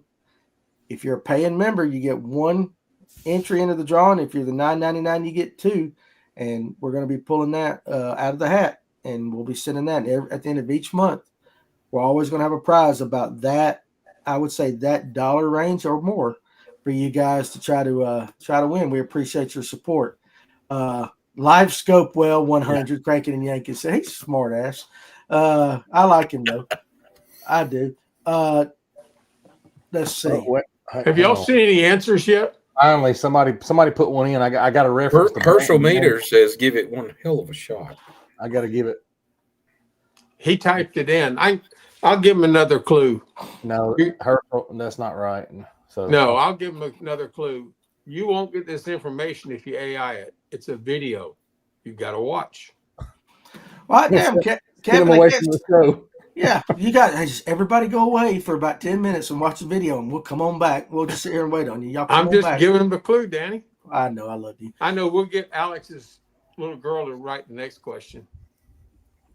Hell, you know what? We say that, and she'll probably come up with a 5-parter that you'll have to. She'll probably be that. Let's come up with a kid question, and everybody will be like, "I don't know." Cranking and Yanking says, "I work in the pump repair business. We tungsten coat shafts often as a repair. HVOF spray." And I don't know what the hell HVOF spray is, but it sounds like high volume something. I'm sure. Yeah. Danny, what was the question? Far Dog, you don't want to know. I don't even remember what the question was. JC Acevedo. I might have got close on that one, guys. Where are the great places to camp and trout fish in North Georgia? All right, so a couple things right now. There are 5 streams right now in North Georgia that are the delayed harvest streams where they're catch and release only. So it depends on what you want to go do. These streams stay stocked throughout the wintertime. You've got the Toccoa River above Lake Blue Ridge. You've got Amicalola Creek, which actually is a river, but just not long enough, up here in Dawson County. You got Smith Creek up in Helen at Unicoi State Park. You've got the Chattooga that's on the South Carolina-Georgia border. And then you got the Chattahoochee River down towards Atlanta. Just forget that one because it sucks. You can go to any one of those places and you can find some campgrounds, or like at Unicoi State Park, you can rent you don't have to camp. You can get I guess basically you can stay in a lodge. But I would say if I were going to fish, because I know those are stocked, you got a really high percentage chance of doing well there. Now, if you want to go keep some, shoot, I don't know. Maybe the Toccoa River coming out of Blue Ridge, Chattahoochee coming out of Lake Lanier. But if you want some scenic beauty, I would go up to Helen, Smith Creek, or I'd go to Chattooga up there. That's kind of like War Woman WMA or something up there in Rabun County. But you're not going to get a cell phone service. So if you're one of those that got to have a cell phone, you ain't going to get it at that one. But it's pretty cool. Tyler says Cooper's Creek is nice, and it's in Suches, and that's a good one. Let's see if we're caught up. I think we're close up to that. Where do you think I can camp on the river and fish for trout, though? You can come up here to Dawson County in Dawson Forest, and there's a place, and I forget the name of the campground, but it is off of Steve Tate Road. If you look at that, it's right there on the headwater kind of the Amicalola Creek. You can camp there, and then there's Lindsay Ford in Dawson Forest on Amicalola Creek. You can camp there. As far as the other ones, I do not know. But I do know you can do that. Like without worrying about trespassing, those are the places. Cooper's Creek has places too, I believe. Let's see. What about Bass Time with Diaz's? No. That's not close. I don't forget what the thing. He only listed the tournaments. He didn't list the second place finisher or whatever it was. Did he get the tournaments right? No. Wildcat is what it's called. No, he didn't. Yeah. Okay. All right. So yeah, you guys jumped on the while they're still doing that. A lot of you guys jumped on the trout thing. Just go to Fan and fish the Toccoa. That's what I was talking about. Rock Creek is stocked. Cooper's Creek and Rock Creek are good. You could go to Nantahala again up in North Carolina, or Fires Creek, Michael says, and that's the name of the campsite, Wildcat. I should have known that because it's on the Wildcat portion of Dawson Forest. So you definitely can do that. Father Time. Yes. Is this a VHS video we have to watch? No. No. It's. Can they get it on YouTube? Yeah. All right. Pull a rabbit. Do is type in the 5 greatest tournaments by Bassmaster, and it'll bring up 3 or 4 videos, and one of them has it in there, and it's real simple after that. Yeah, sure. All right, we'll go with that. Easy, no problem at all. Yeah. Bass Time with Diaz got 2 of the 5 dates right. Okay, I got you. I 84, don't know. 94. Is it a Debbie Does Dallas video? Doug Phillips wants to know. It could be. I don't know what the hell that has to do with fishing, but you're probably more likely to find the answer in that video than you are in any of the other Classic videos. video, though. He just wants his video back. That's all. Is that what it is? His video back.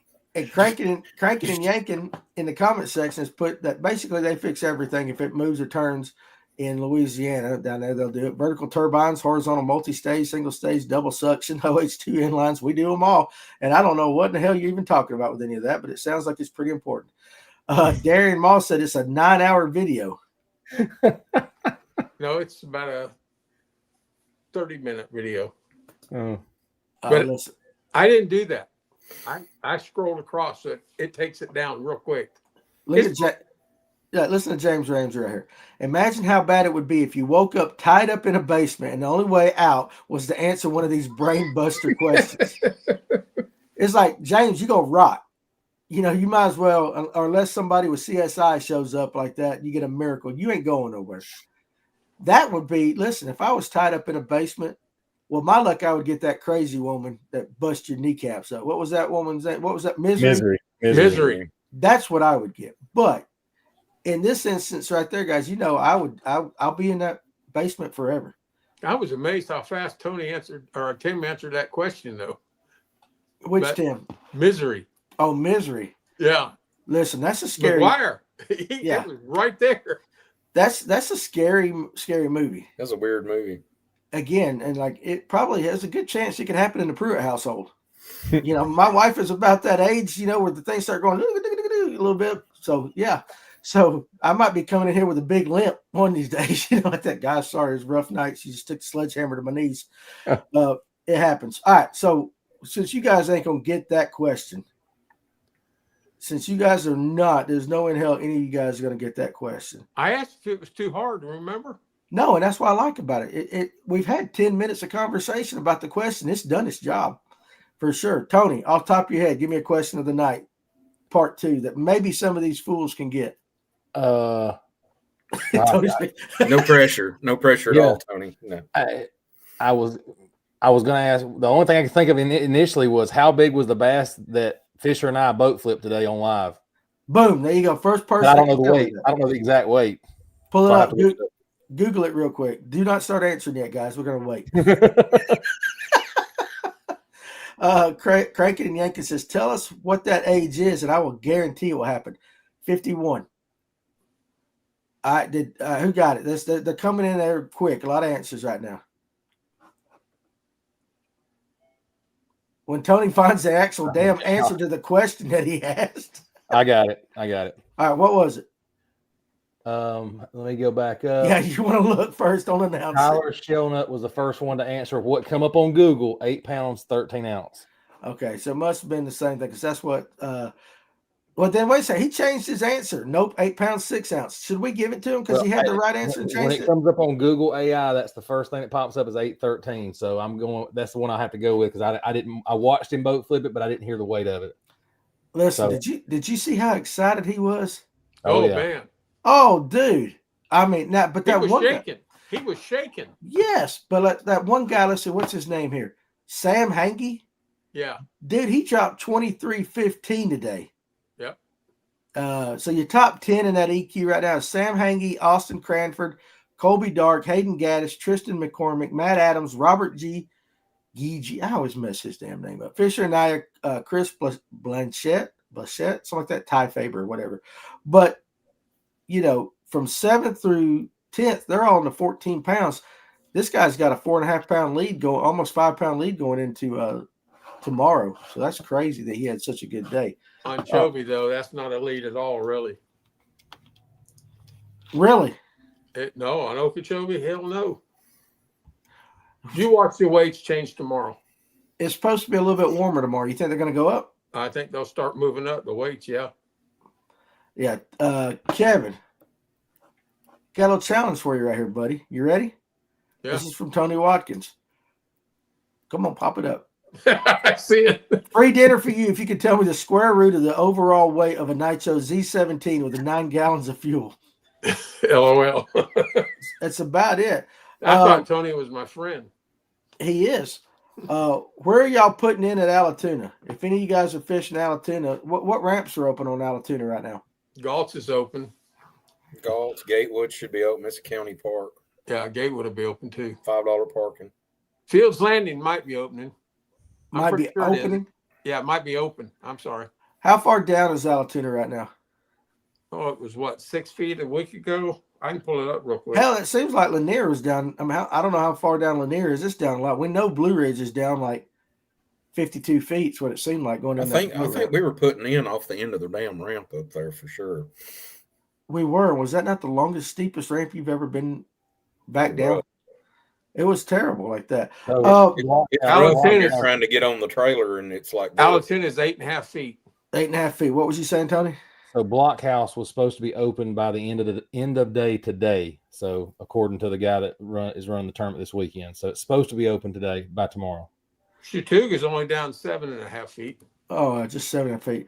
Notley is probably a river right now, and it's interesting. Like Carter's never drops. All these lakes up this way, Carter stays pretty constant. It might drop a little bit when they're pumping in and pumping out, but it doesn't have a drawdown or anything like that. Carter's is 3 feet down. That's not bad. Come look at this mud hole called Notley. That's what I was saying. If you fish out of a kayak, the boat ramps are always open. Michael Hefner says that's true. Lanier is way down. Feels like 20, but I think it's more like 5 or 6. And I think that's what Tyler said. It was at least 5. Are all the boat ramps open on Lanier yet? No. They're going to start opening slow. They're not going to get in any rush. What's up, Geiger? What about Burton? I don't know. I was supposed to go tomorrow. Now I'm not going to get to go.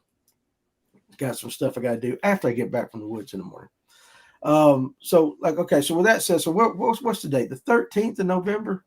Yes, sir. When do we normally is it January before we actually like really stay cold Mm-hmm. in a normal year? I mean, December's cooler, but it's not really cold unless we get one of them abnormal kind of fronts come through, right? Yeah, I think Right. January usually just stay cold for the whole month. Mid-February, it'll start getting a little warmer. So do we really?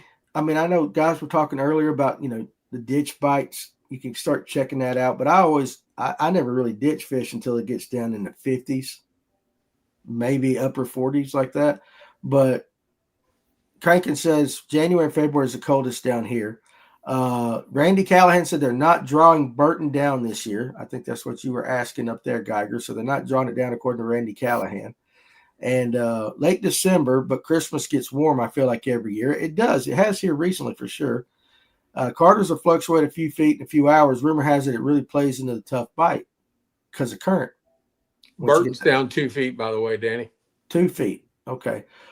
Center Hill here in Middle Tennessee is down 18 feet. Y'all got to toughen it up some, Aaron Young says. Well, I mean. Tuna will be down 17 soon. It will, but they're already down 18 feet. That's interesting. I don't know, but so do we really, kind of going back on what we were talking tonight about, we get these cold snaps coming in and all that. Is it really going to change the fishing that much until we just really stay cold? Can you really pretty much do whatever you're doing right now for the next couple of months until we, at least through November, maybe into Christmas, unless we get like a prolonged cold snap? I think this time of year, you're just going to have to get out there that morning, kind of see what the scene is on your lake, find them, and roll with it. But do you think it's going to change? Like we're going to have okay, so what?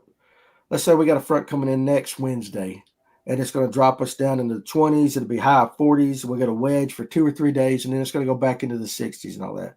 Is that long enough for the patterns of the bass to change? It might be, maybe that first day or two might pull them off, but I'm talking about legit pattern change. No, it'd have to stay cold for a while for them to just absolutely go to a ditch pattern. Okay. Well, that's a tough question to answer because you look at the boys in Okeechobee, and you mentioned that in the beginning of the show when you were reading out results. A lot of our locals down there really struggled, came in with 0. So what happened with that week of practice, and then the tournament starts today, and they zeroed out. So I think weather does change. Well, and affect enough. But you're talking about Florida bass. Yeah. I was gonna say, how deep is Okeechobee on average? Though 4 foot, 8 feet. 8 feet. So I mean, it will affect there a lot quicker. I think just like the lake here at the house, it affects it way quicker here than it will at Wedowee or Lanier or something like that. What we're saying is where you're fishing, then, right? Right. Yeah. Exactly.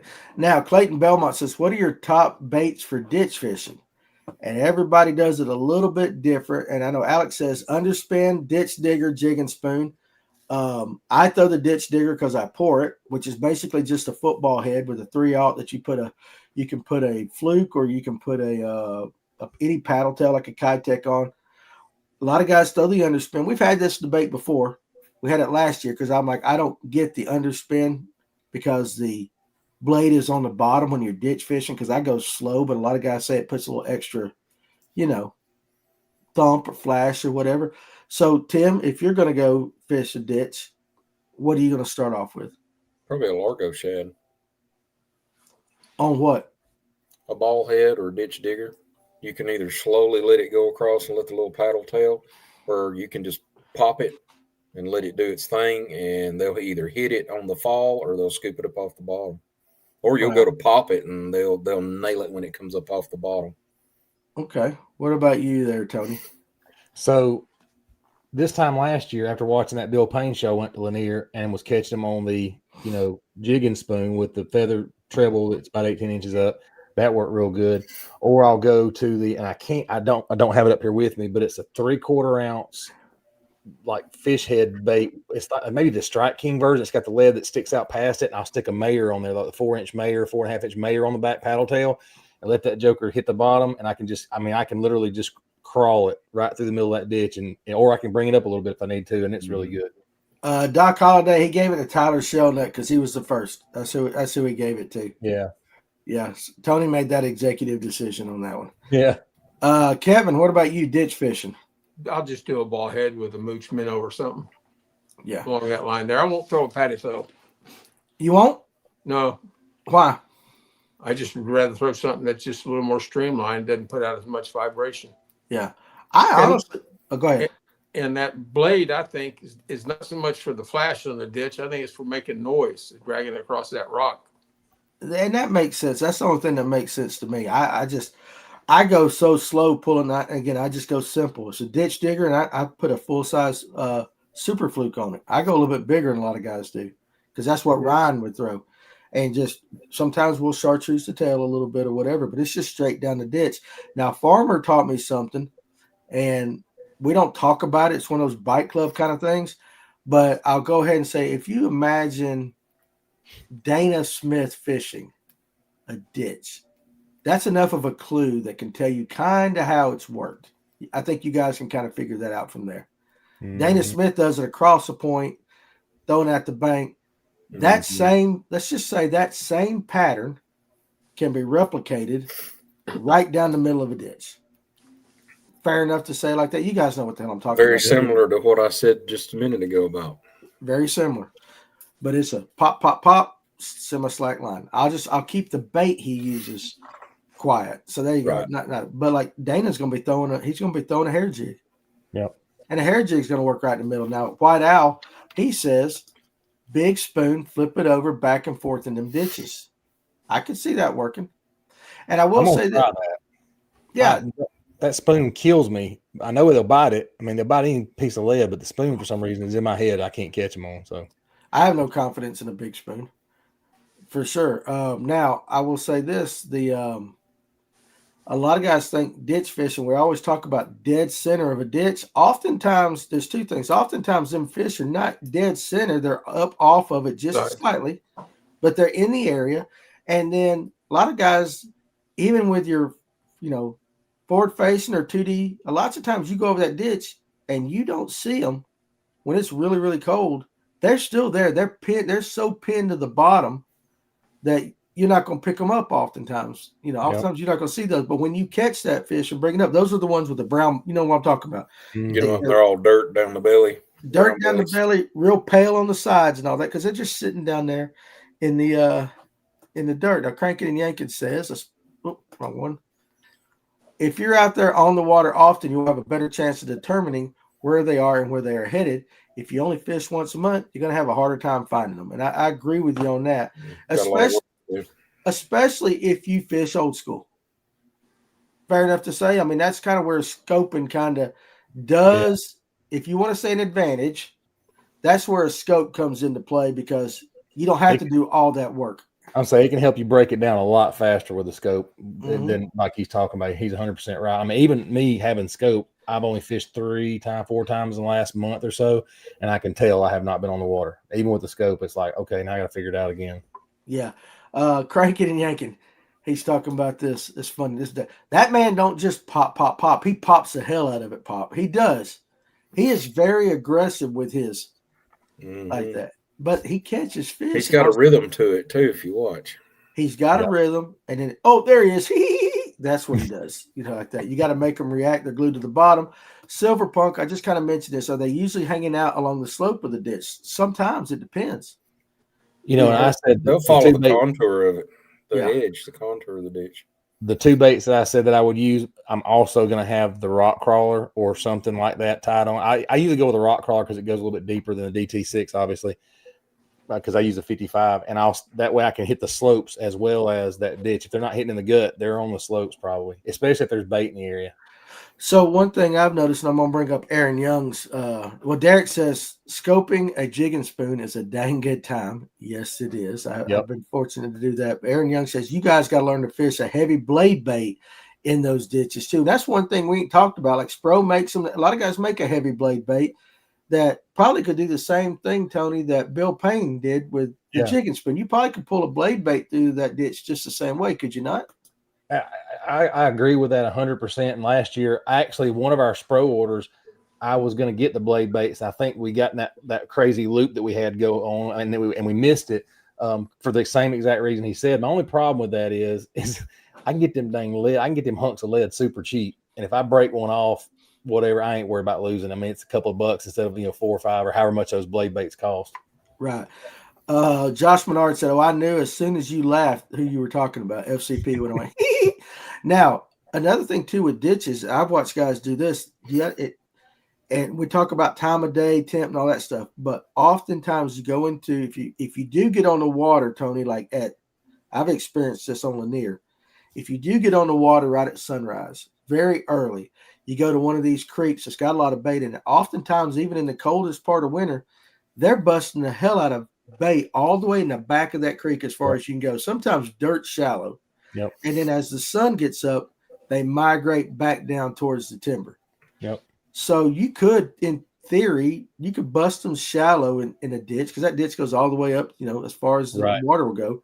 And that's when you could get those rock crawlers too in there. And I think Paul Driscoll talked about throwing a chatterbait, a shad colored chatterbait at that situation early. I mean, I'll jig a chatterbait in 30, 40 foot of water. I mean, they work. I got to learn how to do that. I don't have the confidence yet to do that, but I got to learn how to do that. But the true thing about ditch fishing is not all ditches are the same. It still has to have some bait in the area. You can go into a creek that's got too much bait. Ryan used to do that. If Ryan went in and he was scoping or something like that, if there was too much bait, we wouldn't fish. He said, we're not going to catch any fish competing with that anyway. Tyler says, start in the back and work out with the bait fish. That's what I was talking about. Oops, hit the wrong button there. Alex says, if you're scoping, set your depth 20 to 30 feet deeper than the actual bottom, and it will help show the fish that are glued down there.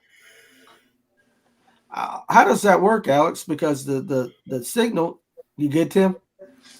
I love giving you. I'm gonna call you Dave. This day shift stuff's getting me. I'm not used to it. I understand. Let's see, but I forget what I was even saying. Oh, I was asking a question. How do you guys think that works? Because, and Tony, I think you're right with Kevin on that AI face thing, because his camera moves when he look. Yeah, it's zooming in and out every time he moves. Look, it's like he's showing off his man cave there. No, I'm trying to get something. Look, it's like he's got a cameraman in his it's following booty. So we're gonna pause this part of the live well to look at Kevin's ass for a few minutes. I was trying to find my Spro blade bait to show you, because the hooks on there, it does not have a bottom treble hook, so it doesn't hang up on the bottom as much on the Spros. Okay, that makes sense. It's a good looking blade bait, really is. Yeah, it is. I forget what I was going to say with Alex. We'll go on to the next one. Tyler said Brooks posted a chatterbait fish on Facebook today. So there you go. You can use it this time of year. If you learn to fish a blade bait, I can go on many trips on one blade bait. Kind of what you're saying too, Kevin. You'll pull it as soon as it hits the bottom before the hook settle to the bottom. But if you got that Spro one, that's going to make it that much easier. Yes. Where the design is. He said he got that tip from Kevin Underwood. It takes some time, but you'll figure out what you're looking at before too long.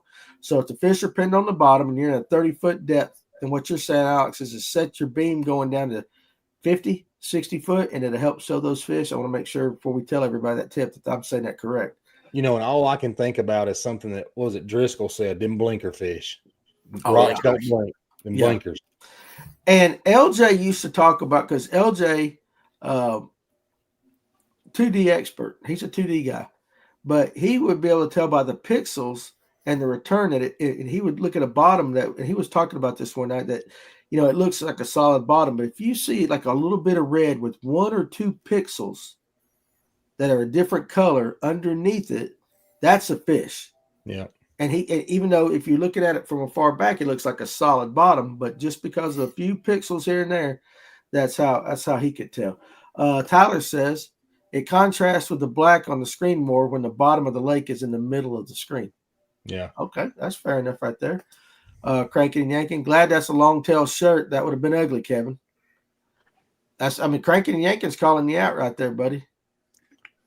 Look at Kevin's reading. What's he talking about? A long tail shirt. He's talking about your ass was bent over back there. When you move, Kevin, your camera tracks you. So every time you move, it tracks you all around the room right there. So we got to see you bent over your tackle bag. It's like you got a cameraman following you. Like right now, it's zooming, looking for you. I know it. He can't find me. playing hide and seek from the You haven't noticed when you get up and walk around, it's following you? No, I'm not looking for Shaw. I'm looking for the bait. Well, there you go. Fair enough. When is what's up, Tracy Coker? When is Driscoll coming back? That dude rules. I keep hoping I'll run into him and we can split a pack of smokes and talk about life. Derek, I don't know. And I have to figure it out now that we're doing this remote. It might be easier for him because he lives over towards Jefferson or something like that. And he's got his daughter. She can figure out how to set this up. He likes hanging around young people. So technology, he's learning all of it. He is absolutely a very cool individual. One of the more interesting guys I've met on this show. And I'll be honest with you, Derek, everybody told me I'd never get Driscoll on and that he's a grumpy old fart. That's what everybody said. That man was just as nice and as sweet to me as he could be. And nervous. Well, he was nervous. He was over there shaking a little bit, but once he said shit, it was perfect. He just needed to get that one cuss word out. But yeah, he likes those smokes too. I think he had like 5 or 6 cigarettes 5 minutes before the show that one night. But I'll see what I can do, Derek. I'll see if I can get him back on. We'll figure it out. Great guy. I fish a half-ounce sonar blade bait in 30 to 60 feet of water. Fastest bait I've found to cover water deep. Now that's kind of interesting because we've talked about going in ditches, things like that. A lot of guys vertically jig them, but we really don't talk about how much water you actually can cover with a blade bait. I'm over here taking notes. Are you taking notes? I'm over here taking notes, yeah.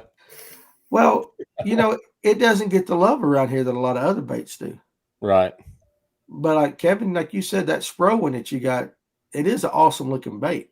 Oh, it's great bait. It really is. Because one of the other comments talked about when as soon as it hits, to pop it again real quick. Yeah. Because you don't want that third treble hook to catch. Yeah. This isn't that bad. You can just let it fall because the hooks are up. Okay. They don't hang up nearly as much. Not even close. We got to figure out what Kevin's got on his thing because I kind of like it. Aaron says the government's watching you, Kevin. That's why your screen's following you all around everything.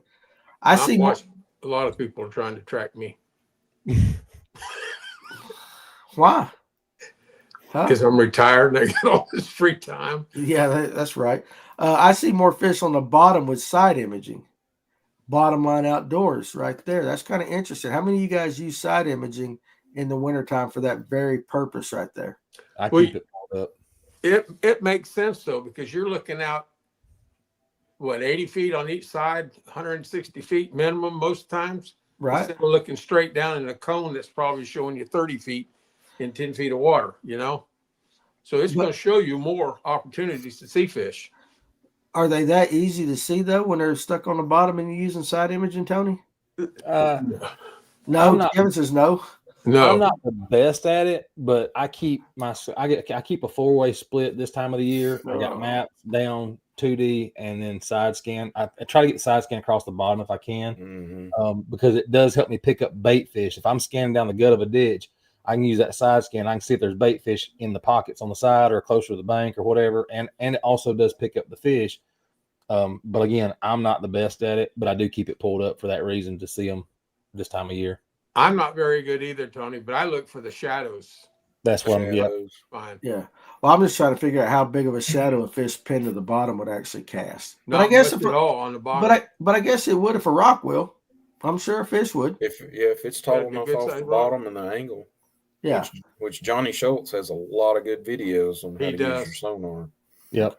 We got to get him back on. He was all game for any time. Yep. Well, why don't you see if he can come back on next Thursday? Yeah, we need to try to get a hold of him. You want? We've got his contact info. Yeah, we've got his number and everything. So let's see if he'll come on next Thursday again because I haven't got Thursday. He was a hoot that night. He had a blast, and after we went off the live, I think we were there just Tony, him, and I, like 30, 45 minutes just chit chatting. Yep, I got you. All right, let's we'll do one more question, but I'll need this comment from Jeff Brazil.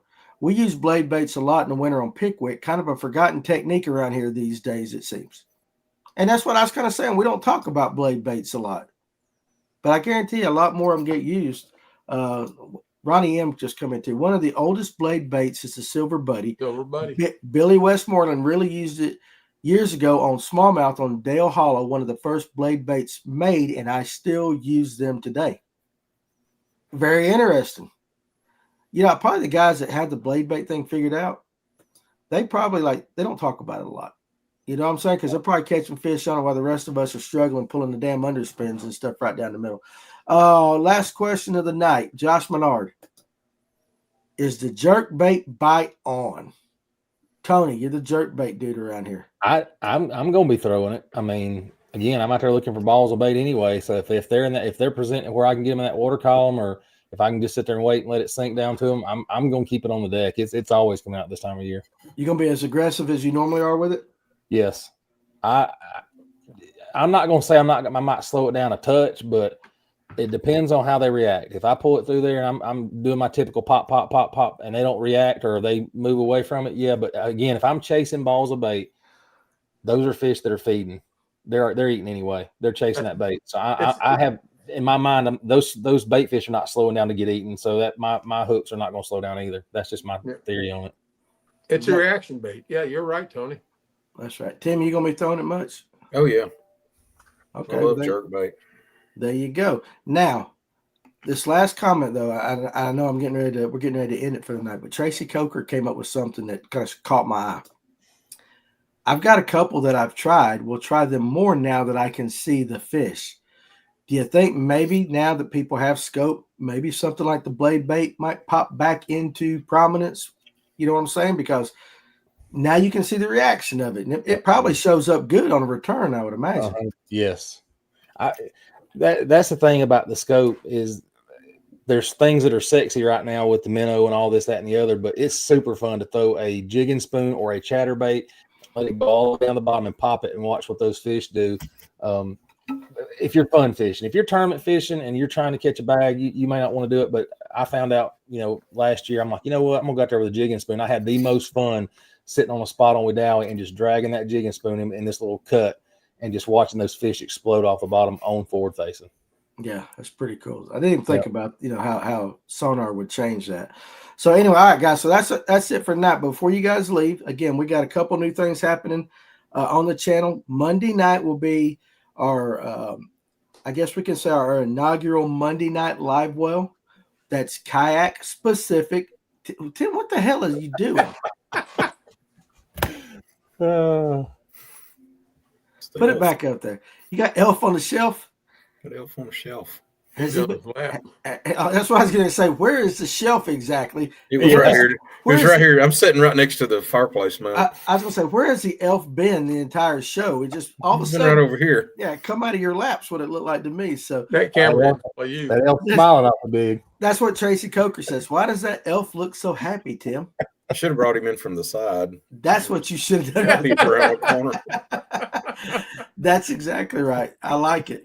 Man, we have Snoop on the stoop at the PD. Yeah. Do you really? Snoop on I found him with evidence tape stuck to a locker this morning. Oh, good Lord. I can't imagine what goes on right there. That's pretty cool though. I saw the other guy smiling. I looked up. Yeah, you weren't looking and it was just. Yeah, there you go. It was very creepy.